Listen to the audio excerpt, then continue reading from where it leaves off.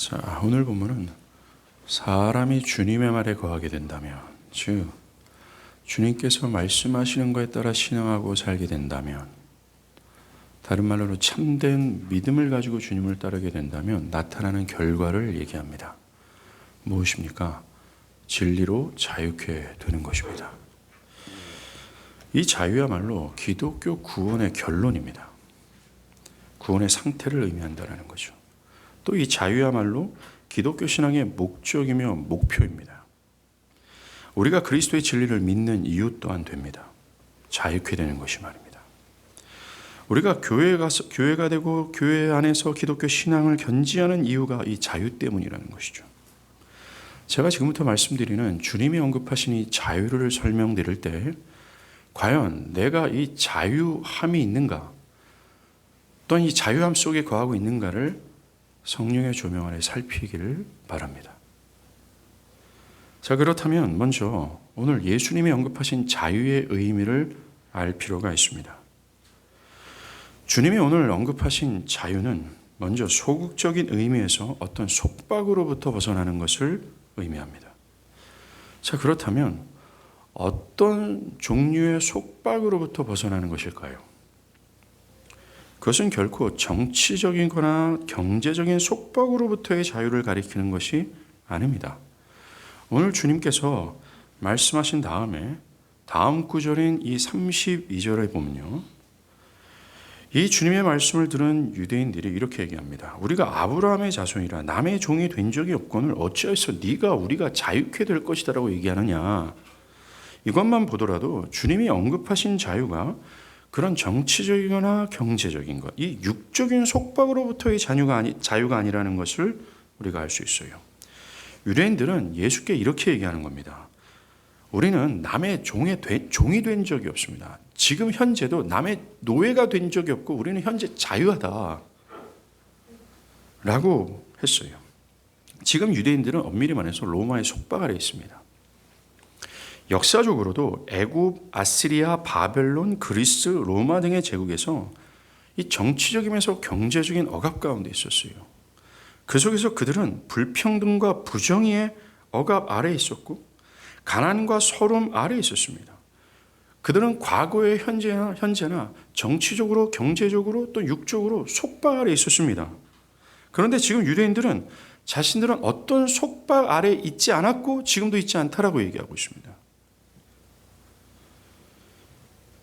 자유하다고 얘기하는 거죠. 그러나 방금 말했지만 그들은 현재 정치적이고 육적인 상황은 자유롭지 않습니다. 또 현재도 자유하지 못하고 있어요. 그들이 그렇게 말한 것은 주님이 말씀하신 자유의 의미를 알아들었기 때문에 그래요.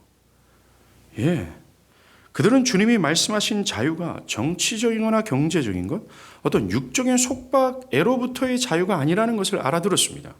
그들은 주님의 말씀의 의도가 영적이면서 내적인 억압으로부터의 자유임을 알아들었기 때문에 이렇게 대답한 거예요. 당신이 말하는 자유? 우리는 영적이면서 내적인 자유 아래 있습니다. 과거에서도 어떤 속박 아래 있지 않았고 앞으로도 없을 겁니다. 우리는 자유한데 왜 당신은 우리에게 영적이면서 내적인 자유가 필요하다고 얘기하느냐라고 답한 것이죠. 이처럼 주님이 말씀하시는 진리가 자유롭게 하리라의 의도는 정치적이거나 경제적인 가난, 불평등, 부정의를 비롯한 이 육적인 속박으로부터의 자유가 아닙니다.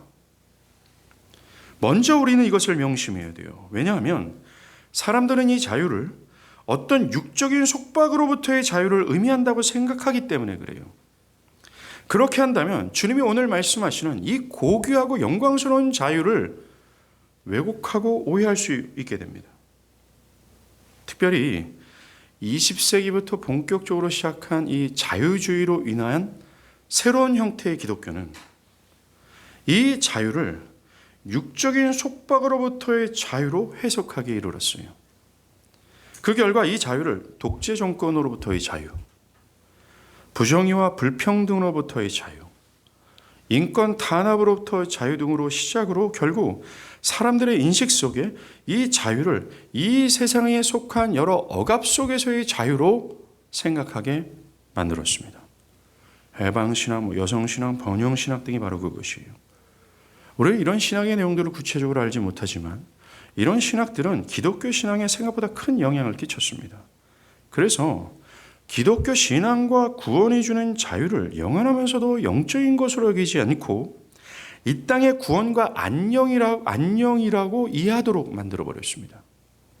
그래서 사람들이 기독교 신앙 안에 있으면서도 주님의 의도하시는 자유를 갈망하기보다는 이 세상에서의 어떤 결핍으로부터의 자유를 갈망하기 시작했고, 교회 안에 머물고 있음에도 불구하고 여전히 주님이 의도하지 않는 경제적인 부정의와 불평등, 어떤 사회, 어떤 삶의 어떤 억압 속에서의 자유를 갈망하기 시작하는 거예요.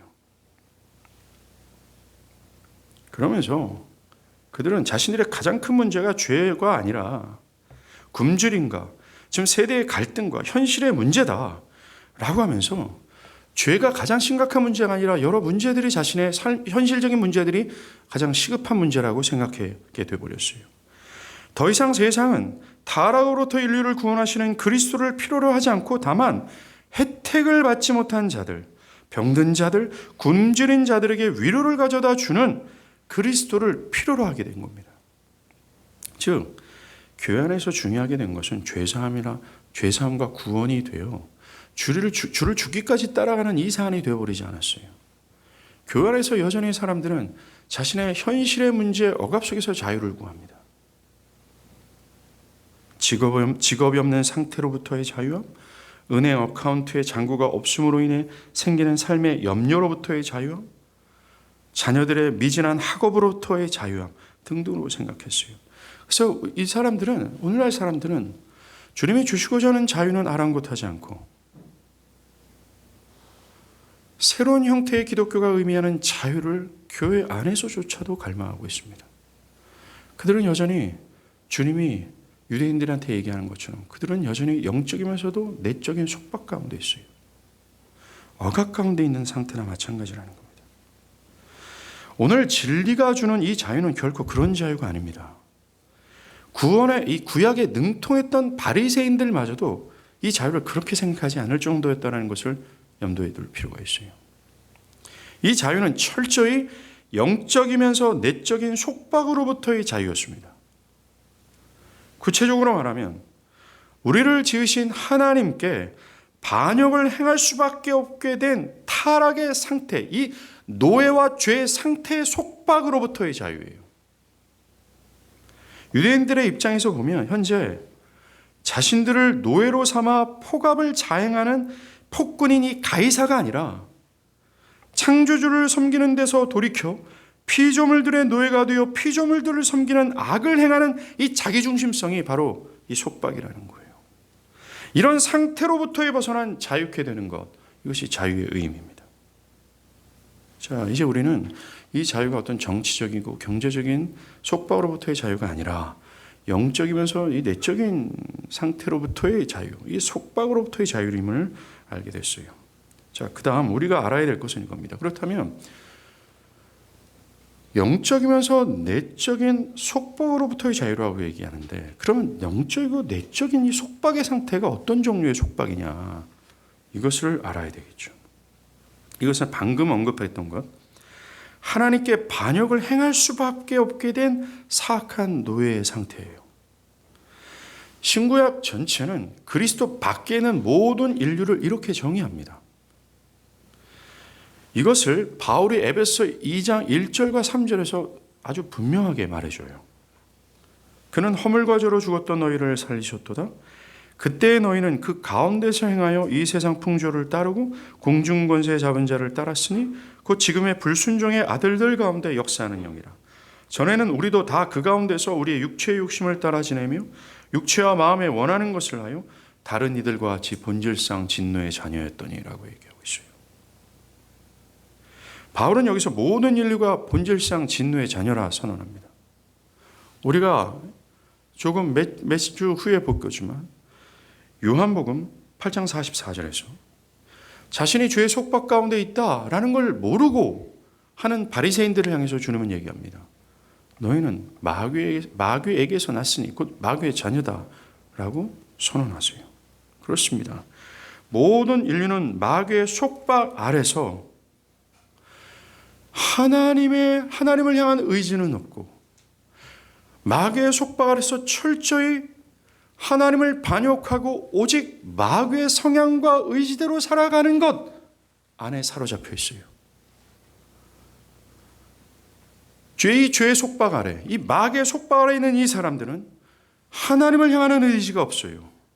오직 마귀의 의지와 성향을 따르고자 하는 의지만 있을 뿐이라는 겁니다. 여러분들 에베소 2장 2절에서 너희는 그 가운데서 행하여 라고 할 때 행한다 라는 말의 뜻은 어떤 방향을 향해 걸어간다, 어떤 것을 따른다라는 뜻이 있습니다. 예, 맞습니다. 모든 사람들의 상태가 죄와 허물로 죽은 상태의 성향을 따르고 죄와 허물로 죽은 상태의 방향으로만 걸어간다라는 선언이에요. 결론적으로 말하면 모든 인류가 하나님을 섬기고 그를 즐거워하는 마음의 성향과 의지는 전혀 없다라는 겁니다. 그들이 갖고 있는 성향과 의지는 철저히 마귀적 의지와 성향을 가져서 하나님을 등지고 마귀를 따르고자 하는 성향과 의지만 가지고 있을 뿐이라고 얘기하고 있어요. 하나님을 기뻐할 수도 없고 기뻐하려 하지도 않습니다. 하나님의 뜻을 알아들을 수도 없고 하나님의 뜻을 헤아리려는 생각조차도 안 한다는 거죠. 그들은 철저히 자기를 하나님 보좌에 올려놓고 오직 하나님을 영화롭게 하는 것이 아니라 오직 자기의 영광과 유익과 자기의 뜻만을 따르는 철저히 마귀적 성향과 의지에 사로잡혀 있어요. 이 속박 아래 있다는 겁니다. 정말 이 세상 풍조를 따른다라고 얘기하지 않습니까? 육체의 욕심에 따라 육체의 마음에 원하는 것을 한다라고 얘기하잖아요. 모두가 다 하나님은 없고 오직 마귀의 성향과 의지로 오직 나만을 하나님으로 주장하며 타락과 하나님을 반역하는 것으로만 향하는 이 속박 아래 있어요. 그들의 모든 성향과 의지는 그렇습니다. 성경은 모든 인류가 스스로의 힘과 지혜로는 이 속박 아래에서 벗어날 수 없다라고 말합니다. 하나님을 향할 수도 없고 향하려 하지 않는다라고 선언합니다. 그래서 예수님은 요한복음 6장 65절에 뭐라고 그랬어요? 내 아버지께서 오게 해주지 않으면 누구든지 내게 올 수 없다라고 했습니다. 스스로를 돌이켜 스스로 이 속박에서 벗어나 하나님을 향하고 하나님을 향한 어때서 불타는 열정을 가질 수 없다라고 얘기해요. 그 누구든지라고 얘기하는 겁니다. 하나님이 뭔가 해주지 않으면 이 죄의 노예의 속박 아래서 자유케 될 수 있는 영혼은 아무도 없다라고 얘기합니다. 바울은 로마서 3장 9절에 깨닫는 자도 없다, 하나님을 찾는 자도 없다, 다 치우쳐 함께 무익하게 되고 선을 행하는 자가 없다, 하나도 없다라고 선언합니다. 로마서 8장 7절과 9절 육신의 생각은 하나님과 원수되나니 이는 하나님의 법에 굴복하지 않을 뿐만 아니라 할 수도 없다. 육신에 있는 자들은 하나님을 기뻐하게 할 수 없다라고 얘기해요. 사랑하는 여러분, 성경은 모든 일과 속박 아래 있다라고 얘기해요. 즉 죄의 속박 아래 있다라고 얘기합니다. 속박 아래 있는다라는 것을 어떻게 표현하고 있습니까? 하나님의 뜻을 알지 못하고 하나님의 뜻을 복종하지 못하는 상태라고 얘기하고 있어요. 이 속박에서 자유하는 상태를 그저 교회를 다닌다, 신앙적 행위를 한다라고 얘기하지 않습니다. 그 사람의 몸뚱아리가 교회에 있다 할지라도, 그가 어느 정도의 신앙적 행위를 했다 할지라도, 만약 그가 하나님의 진리를 기뻐하고 진리를 적극적으로 따르고 진리에 근거한 신앙과 삶, 그의 본성과 의지가 마귀적 선양에서 돌이켜 이것을 죽기까지 혐오하면서 하나님의 뜻과 영광을 즐거워하는 것의 상태가 아니라면 그는 여전히 속박 아래 있는 거예요. 우리는 성경이 말하는 이 죄의 노예 상태, 죄의 속박의 상태가 어떤 종류인지를 깨달아야 된다는 겁니다. 죄의 노예 가운데 있을 때의 상태를 성경은 지금껏 이렇게 얘기했어요. 하나님을 알려 하지 않고 알 수도 없는 상태, 하나님의 뜻을 순종하려 하지 않고 할 수도 없는 상태라고 얘기합니다. 특별히 교회 안에 있는 사람들은 뭔가 희미한 지식은 가지고 있어요. 그래서 하나님의 뜻을 복종해야 된다는 이 대의 명제를 가지고 있습니다. 그런데 여전히 교회에 있지만 이 죄의 속박 아래 있는 사람들은 이렇게 핑계합니다. 저는 연약합니다.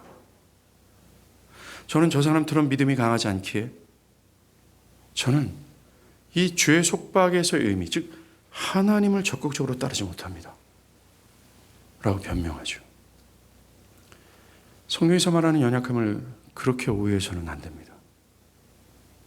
그런 여전히 죄의 노예, 속박 아래 있는 거나 마찬가지예요.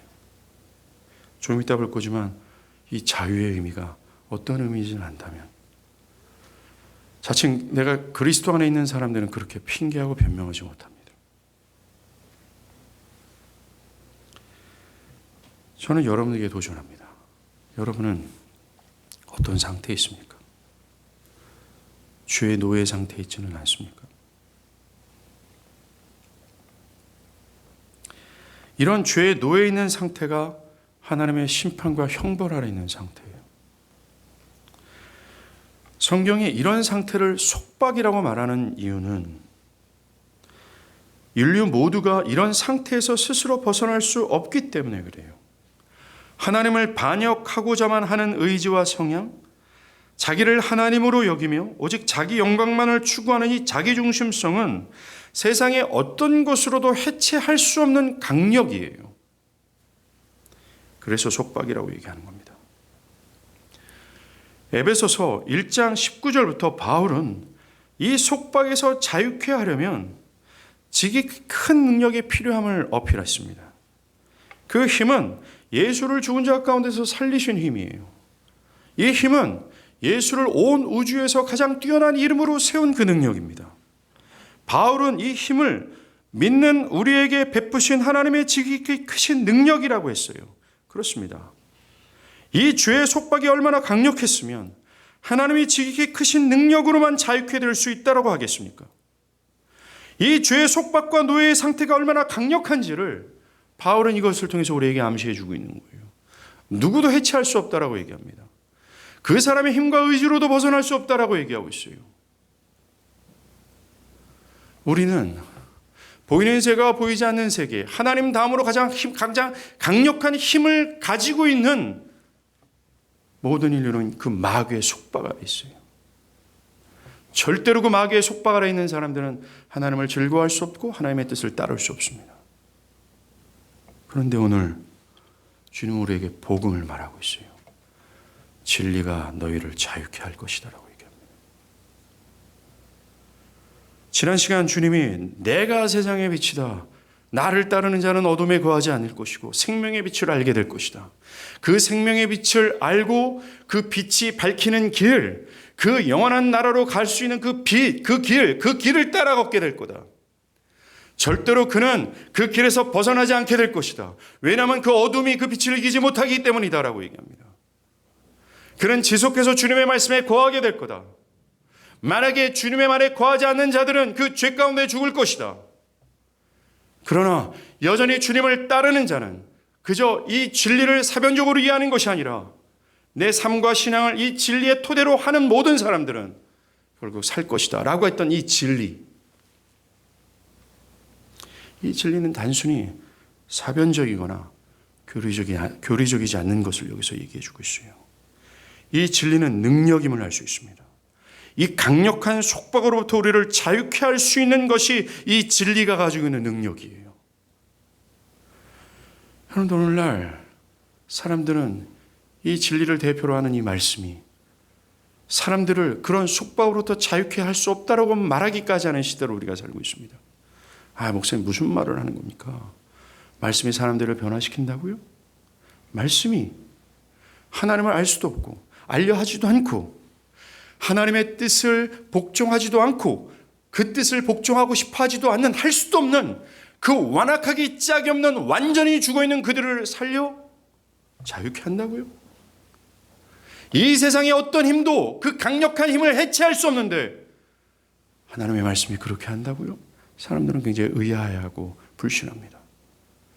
그러나 오늘 주님은 선언해요. 그 강력한 속박 아래서 진리가 자유케 할 것이다 라고 얘기합니다.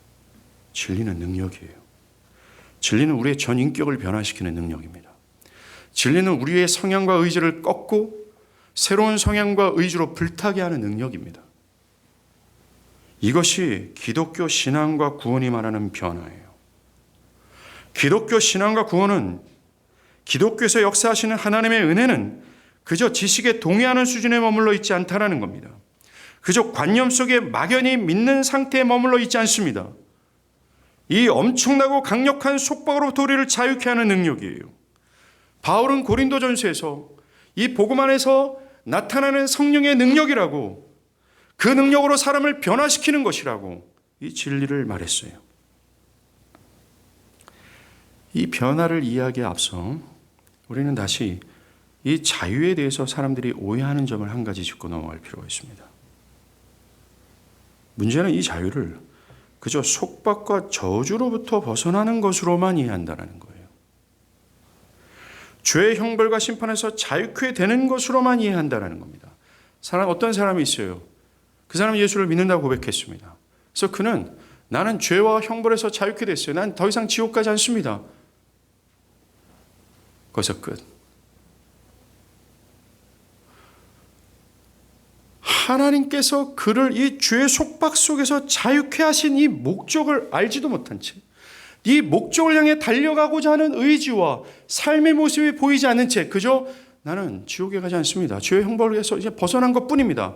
라는 것으로만 자유를 이해한다는 거예요. 이건 매우 큰 오해입니다. 이렇게 오해하는 사람들은 기독교 신앙을 어떤 권위에 복종할 필요도 없다, 어떤 속박과 감속도 받을 필요가 없다라는 것으로 생각합니다. 교회가 되었을 때 교회 안에서 사랑과 우정이 깊어지기는 원하지만 교회로서의 사명과 의무와 책임을 다하는 것에서는 자유하다고 생각하는 겁니다. 나는 예수를 믿습니다. 나는 교회 안에서 즐길 겁니다. 그러나 교회로서 의무와 사명, 이 책임은 나한테 뒤따르지 않습니다. 나는 자유하기 때문입니다. 라고 얘기합니다. 이런 사람들은 정말 신앙과 삶을 자신들의 자율에 의해서 할 수 있다라고 생각을 하고 있어요.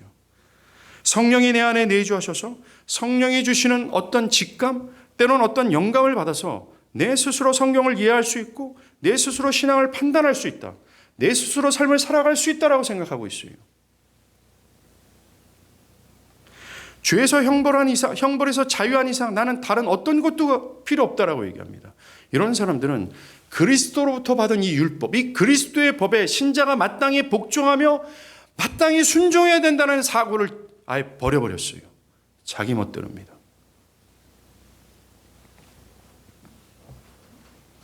자기 마음대로죠. 그래서 교회가 하나님의 말씀으로 교훈하고 권면하고 때로는 권징을 할 때 그들은 당신이 뭔데 저의 삶을 참견합니까? 내가 알아서 할 겁니다. 교회가 뭔데 나의 신앙에 대해서 이렇게 저렇게 말하고 있습니까? 나는 진리 안에서 자유합니다.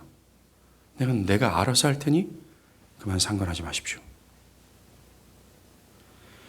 지난 시간에 우리가 언급한 것처럼 이것은 자유가 아니라 방종입니다. 저 개인적으로는 오늘날 교회 안에 주님이 진리로 자유케 한 자유가 아니라 방종이 충만해 있다라고 확신 있게 말씀드리고 싶습니다.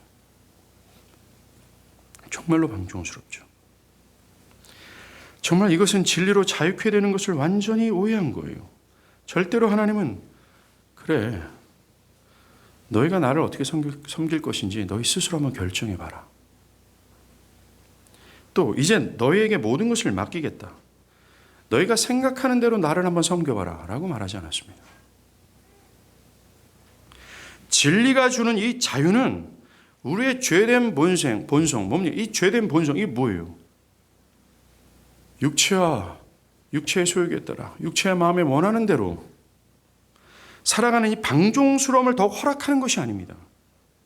이 자유는 자기 식대로 살아가고 싶어하는 죄성의 고삐를 완전히 해체하는 것을 의미하는 것이 아니에요. 진리로 자유케 된다는 것은 이 진리와 결부시켜 생각해야 됩니다. 자유는 진리를 철저히 기뻐하지 못하고 진리에 복종하지 못하며 심지어 진리에 복종하는 것은 어리석다고 생각하는 이 사람들을 이 속박으로부터 자유케 하여 진리를 기뻐함으로 진리를 자유롭게 복종할 수 있는 상태에 이르게 하는 것, 이게 자유예요. 하나님을 알려 하지 않고 알 수도 없는 상태, 하나님의 뜻을 순종하려 하지도 않고 할 수도 없는 상태에 있었어요. 그래서 하나님이 우리에게 요구하시는 하나님의 모든 명령을 철저히 순종함을 통하여 하나님을 영화롭게 하고자 하는 하나님께서 나를 지으신 근본적인 목적, 온 인류들에게 하나님께서 원하시는 이 목적을 철저히 불이행할 수 있는 상태에 있었어요. 완전히 속박이었습니다. 정말 반역에서 이 속박으로부터의 자유였어요. 하나님의 뜻을 순종하려 하지 않고 할 수도 없는 죄의 속박에서 벗어나 진리를 기뻐함으로, 자원과 기뻐함으로 진리에 복종하고 싶어하는 상태에 이르는 것, 이것이 자유입니다. 그렇게 하고 싶어하는 상태,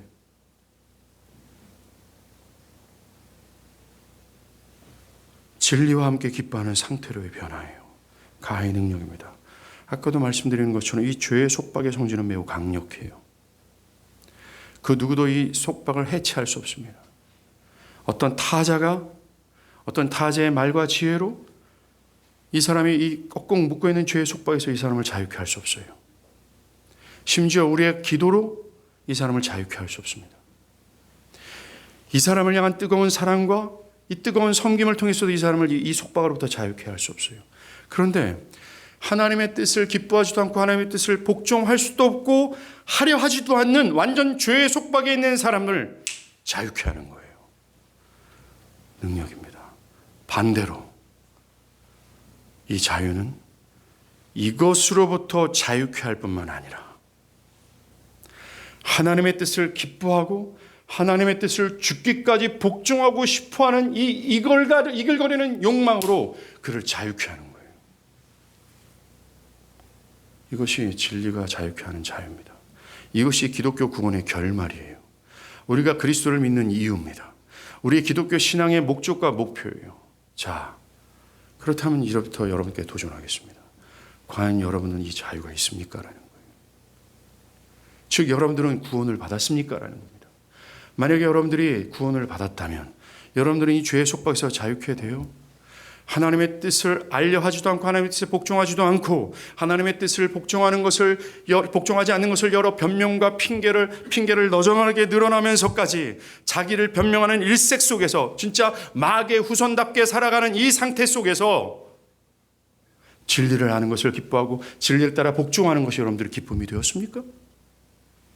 이 말은 구원을 받았습니까? 라는 거예요. 사랑하는 여러분, 이 질문에서 피해가지 마십시오. 이 도전에서 눈빛을 다른 데로 돌리지 않길 바랍니다. 이 도전 앞에서 절대로 이것저것 핑계대지 말고 진실로 서길 간절히 바랍니다. 진리가 우리를 자유케 할 것이다 라고 하는 이 자유야말로 구원의 결말이며 구원받은 사람들 안에 나타나는 필연적인 변화예요. 진리는 능력으로서 이 속박을 파하며 우리의 없었던 성향과 의지를 심어 진리를 기뻐하며 복종케 해요. 진리 안에서 자유롭게 진리를 따라가도록 합니다. 이게 기독교 신앙의 목적이에요. 여러분은 어떻습니까? 정말 여기서 말하는 자유는 바울이 로마서 6장 18절에서 말한 것처럼 죄로부터 자유케 되어 의에게 종이 되어지는 것, 이게 자유예요. 죄의 속박으로부터 자유되어 의의 노예로 속박되어지는 것, 이게 자유라는 겁니다. 정말로 이 자유는 적극적인 의미가 있습니다. 단순히 죄의 속박으로부터만 벗어나는 것이 아니라 적극적으로 진리를 따라 의로움과 거룩한 삶을 실제로 살아내는 거룩한 백성으로 삼는 거예요. 거룩한 백성이 되어지는 겁니다. 이게 자유예요. 여러분이 만약 그리스도의 진리를 믿고 그 안에 거하고 있다면 여러분들은 이 자유의 상태 속에 있을 거예요. 여러분들의 실제적인 삶의 의로움과 거룩함은 나타나게 될 겁니다. 여러분의 삶에 바울이 줬던 이 그리스도의 말씀에 복종함을 통하여 하나님을 영화롭게 하는 삶의 모습이 뒤따르게 될 거예요. 우리는 먼저 성경이 말하는 자유가 무엇인지를 이해하고 동의할 필요가 있습니다. 만약 여러분들이 이 진리를 이해하지 못하고 동의하지 않는다면 결코 이 자유라고 하는 진리를 기뻐하고 의로움과 거룩함의 삶을 실제로 나타나는 이 거룩한 백성으로서의 모습은 절대로 견지하지 못해요.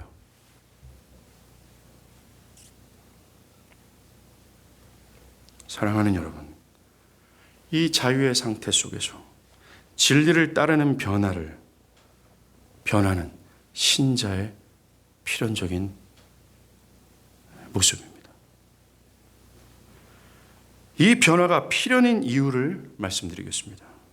성경은 이 자유야말로 태초전에 성부와 성자와 성령께서 우리를 향해 원하셨던 최종의 목적이며 목표라고 얘기하는 겁니다. 태초전에 성부와 성자 성령 이 삼위 하나님께서 우리를 향해서 궁극적으로 바랬던 목적이고 목표였다라는 거예요. 뭐가요? 이 자유가 말입니다. 죄에서 벗어나 진리를 따르는 삶이 말이죠. 우리가 진리로 자유케 되는 근거는 가장 먼저 하나님의 선택에 있습니다. 이 하나님의 선택의 목적이 우리를 진리의 기쁨으로 복종함으로 거룩한 삶을 살게 하기 위한 것이었기 때문에 그래요. 의의 종으로 삼기 위한 것이었기 때문에 그렇습니다. 선택이 말입니다. 기억할 것은 우리가 진리를 따랐기 때문에 하나님이 우리를 선택하는 것이 아닙니다. 하나님이 우리를 선택하셨기 때문에 우리가 자유케 되는 거예요. 또 하나님은 미리 우리가 믿음으로 자유케 될 것을 아신 다음 우리를 선택한 것이 아니라 그 하나님의 선택이 우리를 믿음으로 인도했고 우리를 믿음 안에서 자유케 하신 거예요.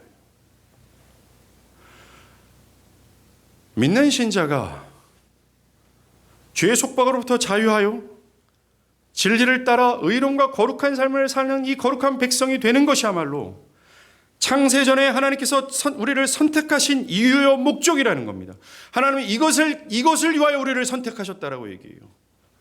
만약에 여러분들이 그리스도 안에 있는 하나님의 백성이라면 그 태초전에 하나님께서 선택하신 목적이 적용됐을 것이 뻔합니다. 이것에서 벗어나 있다면 여전히 속박 아래 있는 거예요. 여러분들 에베소 2장 10절에 뭐라고 얘기합니까? 우리는 그의 만드신 바라 그리스도 예수 안에서 선한 일을 위하여 지으심을 받은 자니 이 일은 하나님이 전에 예비하사 우리로 그 가운데서 행하게 하려 하십니다. 에베소 1장 4절과 5절에서 곧 창세전에 그리스도 안에서 우리를 택하사 우리를 사랑 안에서 그 앞에 거룩하고 흠이 없게 하시려고 우리를 예정하셨으니 예수께서도 요한복음 15장 16절에 내가 너희를 택하여 세웠나니 이는 너희로 가서 열매를 맺게 하고 또 너희 열매가 항상 있게 하려 합니다 라고 얘기합니다. 사랑하는 여러분, 이처럼 하나님의 선택의 목적은 이거였어요. 우리가 죄의 속박에서 자유하여 진리를 기뻐함으로 거룩함 또 의로운 삶을 사는 거룩한 백성이 되는 첫 번째 근거는 하나님의 선택이 있다는 겁니다. 두 번째, 우리가 자유케 될 수 있는 근거는 그리스도의 십자가의 구속에 있어요. 이 우리가 진리로 자유케 되는 이 신자의 이 필연적인 변화와 이 역사의 이 두 번째 근거가 그리스도의 십자가라는 겁니다. 여러분, 그리스도의 구속의 목적도 동일해요. 그리스도께서 십자가에서 그 처참한 죽음을 당하면서까지 그 일을 행하신 이유와 목적이 바로 이 자유를 위해서라는 겁니다. 요한복음 17장 19절이에요. 그들을 위하여 내가 나를 거룩하게 하오니 이는 그들도 진리로 거룩함을 얻게 하려 함이다라고 얘기합니다. 사랑하는 여러분, 우리는 너무나 우리의 실생활에 잘 적용되는 말씀에 길들여져 있어요. 아닙니다. 여러분들이 평생토록 실생활에 잘 적용될 만한 그런 말씀을 들었다 할지라도 여러분들의 삶이 여전히 변화되지 않는 이유가 뭘까요? 오늘 우리가 듣고 있는 이 말씀, 이 교리적 설명은 우리의 모든 삶의 변화의 원인이 되는 거예요. 우리는 이것을 알고 여기에 집중해야 됩니다. 주님은 말합니다. 주님은 그들도 진리로 거룩함을 얻게 하려고 내가 십자가에서 죽노라 말씀하셨어요. 예, 맞습니다. 주님은 우리에게 이 자유를 주시고자 십자가에서 죽으셨어요.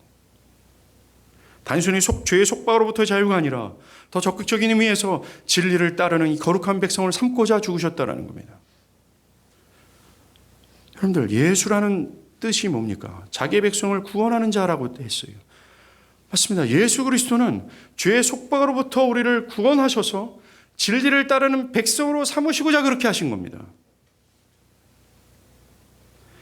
그러하게 그리스도를 믿는 자들은 필연적으로 이 자유를 거둘 수밖에 없어요. 하나님께 택함을 받고 그리스도의 피로 구속을 받은 사람이라면 자유할 수밖에 없습니다. 또 성령의 거듭나게 하시는 부르심 또한 우리를 자유케 하시는 근거예요.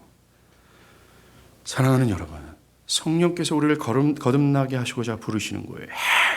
영체야, 산산이 부서질 세상에서 나와라. 그 속박에서 나와 진리를 따라 거룩한 백성이 되어라. 라는 이 부르심은 자유의 시작이에요. 성령은 우리를 거듭나게 하셔서 죄를 깨닫게 하시고 믿고 회개케 하십니다. 그리고 진리를 깨달아 진리를 따르도록 하시죠. 데살로니가전서 4장 7절에서도 하나님의 우리를 부르심은 부정하게 하심이 아니요 거룩하게 하려 하심이다라고 했어요. 성령께서 진리를 믿는 자들에게 진리를 사랑하고 따르고자 하는 새로운 성향과 이 의지를 심으세요. 단순히 진리를 사변적으로 하는 것이 멈추는 것이 아니라 진리를 실천적으로 따르는 의롭고 거룩한 백성으로 되고자 하는 은혜를 주시는 겁니다. 여러분들, 이 거룩한 자들도, 거짓된 자들도 이 진리를 깊이 묵상할 수 있다는 걸 아십니까?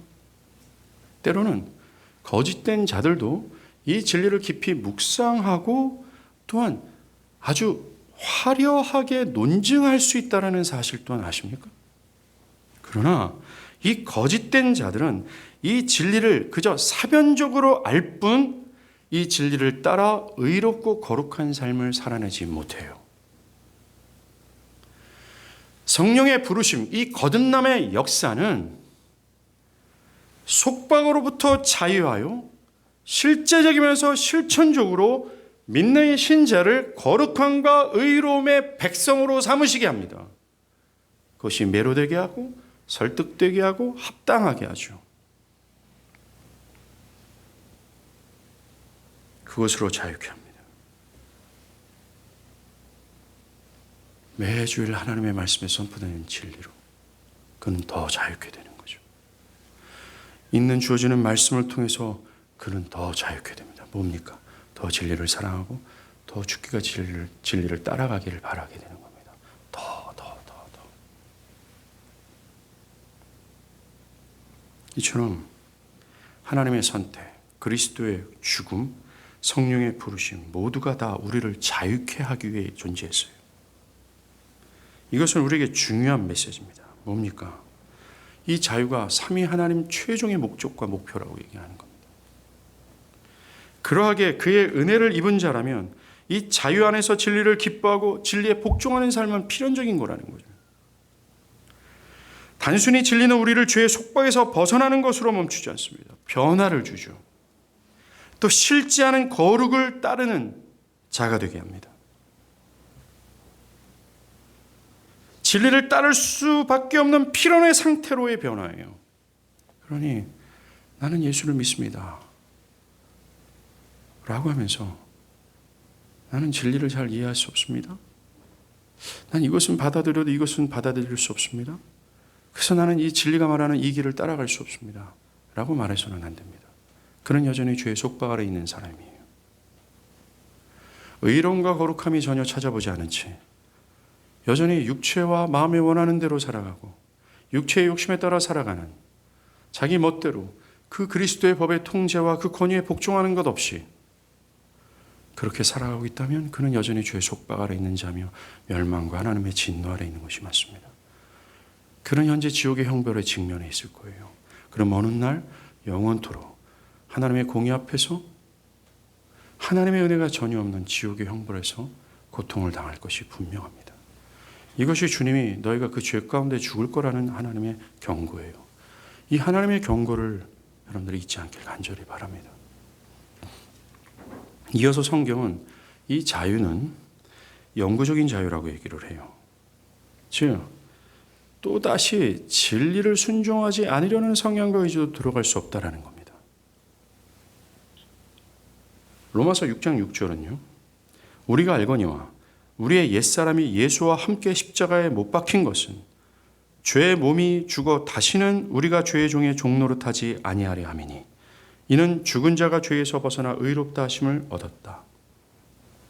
로마서 6장 11절 이와 같이 너희도 너희 자신을 죄에 대하여 죽은 자요 그리스도 예수 안에서 하나님에 대하여 살아있는 자로 여길지어다. 우리가 진리로 자유케 된다면 또다시 죄의 속박으로 돌아갈 수 없음을 선언하는 겁니다. 즉 또다시 죄의 사망의 원리와 체계로 돌아가지 않는다는 것. 죄의 사망의 원리와 체계에서 영원히 죽게 되었다는 뜻이에요.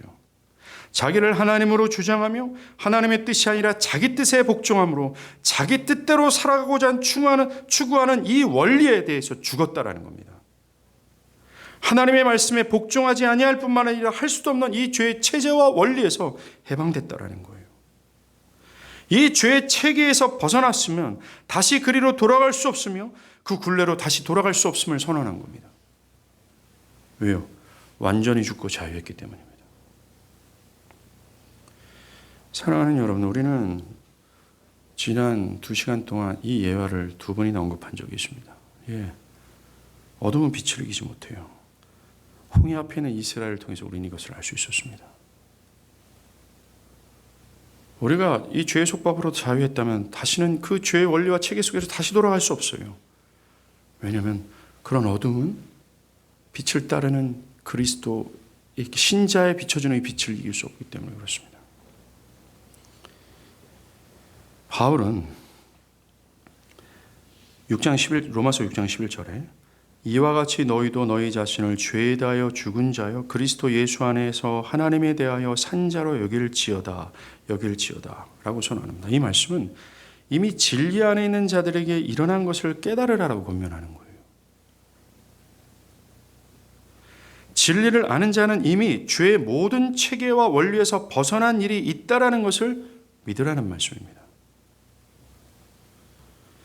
이미 이루어진 나의 상태와 변화를 믿으라는 말이에요. 그렇게 여기라고 얘기를 하는 겁니다. 아브라함이 그랬던 것처럼 우리는 이 진리를 믿는 겁니다. 아브라함이 자기 나이가 99세예요. 사라는 경수가 끊어졌습니다. 그런데 아들을 낳을 것이다 라고 들었어요. 이것이 불가능할 거라는 걸 알았습니다. 그럼에도 그는 믿었어요. 자신의 처지를 보면 아무런 일이 일어날 것 같이 보이지 않았지만 믿었습니다. 우리도 마찬가지예요. 우리는 진리로 말미암아 죄에 대하여 죽고 의의 노예가 되었음을 믿어야 됩니다. 비록 나의 살아있는 양심이 나의 부족함과 부패함, 여전히 진리에 온전히 복종하지 못하는 것을 낱낱이 밝힘으로 나를 부끄럽게 하지만 이미 진리 안에서 일어난 나의 변화와 나의 상태를 믿으라고 얘기를 하는 거죠.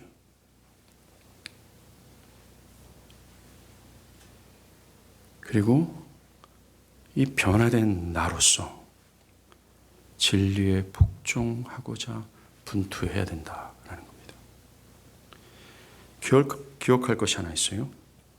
이 자유가 우리를 완전한 죄의 본성에서 완전히 자유케 됐다라는 의미하지 않습니다. 분명히 우리는 죄의 노예에서 자유케 됐어요. 이것은 그리스도인의 주이며 진리입니다. 그러나 이것이 우리가 모든 면에서 죄에서 완전히 해방되었다는 것을 의미하지 않습니다. 우리 안에 죄가 전혀 남아있지 않다든가 우리가 죄 없는 완전함을 이루었다라는 이야기가 아니라는 거예요. 자유라는 것이. 죄된 본성이 우리에게서 완전히 제거되었다라는 것이 아닙니다. 옛사람은 죽었습니다. 또한 우리는 죄의 노예에 있었던 옛사람과 영원히 관계가 끊어졌어요. 그러나 그것은 죄의 본성이 완전히 끊어졌다는 이야기가 아닙니다.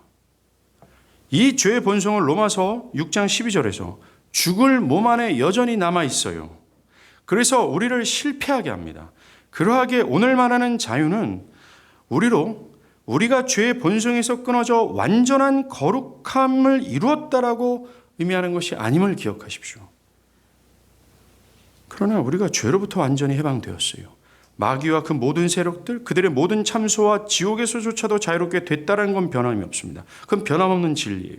그러나 우리가 다시는 마귀의 넘어뜨림 속에서 실패하지 않을 것이라든가, 그런 실패에 대한 염려를 할 필요 없다라든가, 죄된 몸, 죽을 몸 안에 남아있는 죄의 활동으로 말미암아 다시는 고통하지 않을 거라는 생각을 해서는 안 된다는 거예요.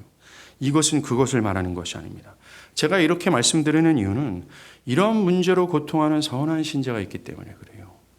양심이 살아있고 뭔가 주의 그리스도의 말씀을 뒤따르는 사람들은 자기가 여전히 실패한다라는 것 때문에 여전히 내가 죄에 속박하려 했나? 내가 자유하지 못했나? 라는 것 때문에 근심하고 염려하고 있기 때문에 그렇습니다.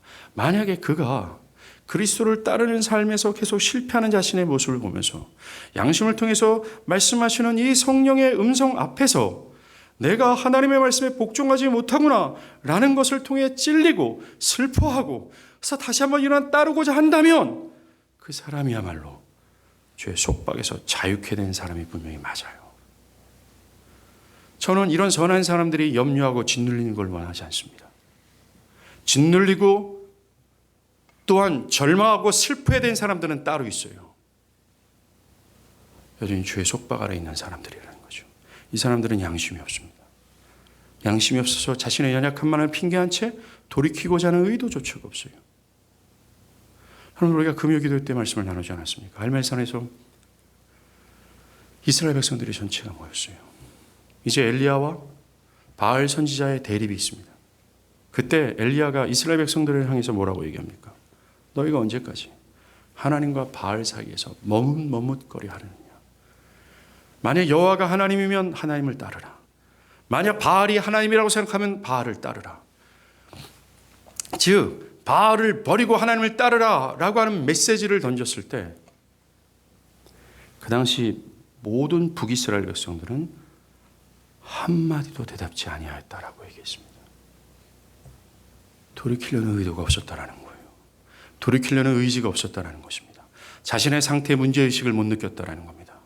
내가 왔다 갔다 해도 머뭇머뭇거리고 중간에서 갈팡질팡해도 나는 나름대로 거짓된 신앙조차는 아니다라고 생각했다라는 거죠. 나는 어느 정도는 참되다고 그들을 여겼다라는 겁니다. 이것이 바로 죄의 속박 아래 있는 사람들의 특징이에요. 저는 죄의 속박 아래 있는 사람들이 찔리고 회개하길 간절히 바랍니다. 그리고 돌이키길 간절히 바랍니다. 이 자유를 사모하고 갈망하기를 바랍니다. 그러나 죄의 속박 속에서 분투하는 속에서 자기를 실망하고 하나님 앞에서 슬퍼하는 그 사람들이 의욕을 잃어버리지 않기를 바라요. 자신이 죄의 속박 아래 있다는 사실 때문에 슬퍼하고 절망하지 않기를 바랍니다. 여러분은 어떻습니까? 정말 진리로 자유했습니까?